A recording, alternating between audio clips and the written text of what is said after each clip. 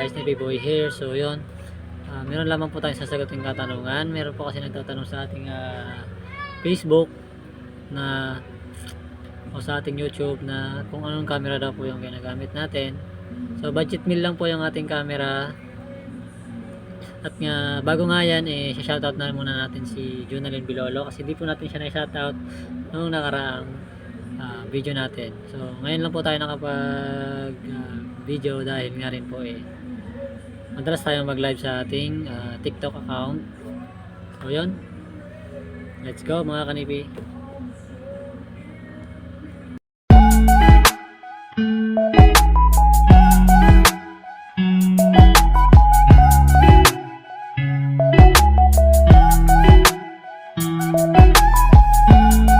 What's up guys, TV Boy here.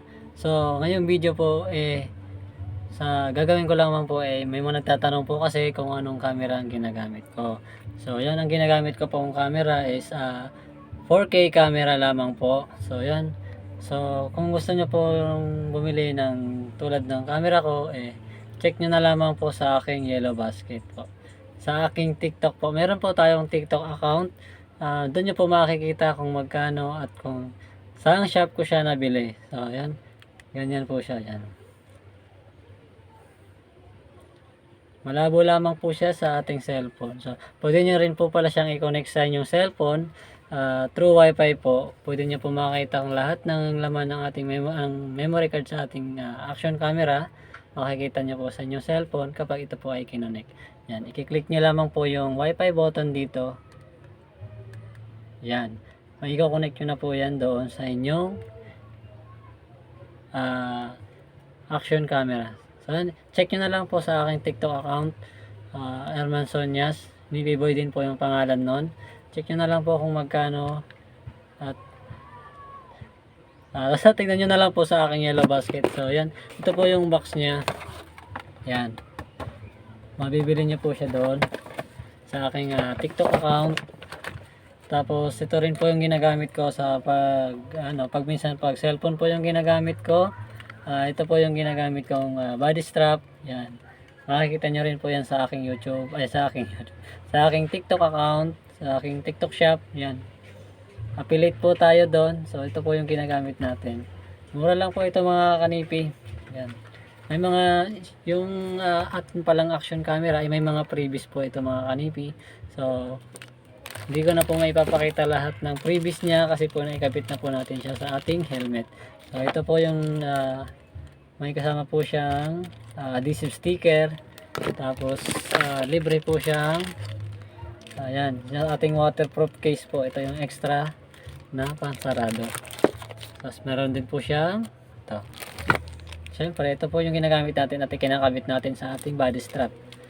Ayan. Meron din po siyang pamunas para pamunas po dun sa lens. So ipapakita ko yung helmet ko. Yan. Ito po yung ginagamit kong helmet sa pag-vlog natin. So hindi po siya sponsored, hindi po siya bigay ng H&J. So yun, H&J baka naman. So ito talaga yung original na waterproof case ng ating action camera. So yun, may previous na rin po pala siya na ganito. In case po na maputol o matanggal yung lock ng ating strap, hindi po siya tuluyang malalaglag. Safe na safe po yung ating camera. Maputol man yung strap, hindi po siya tuluyang malalaglag. Yan.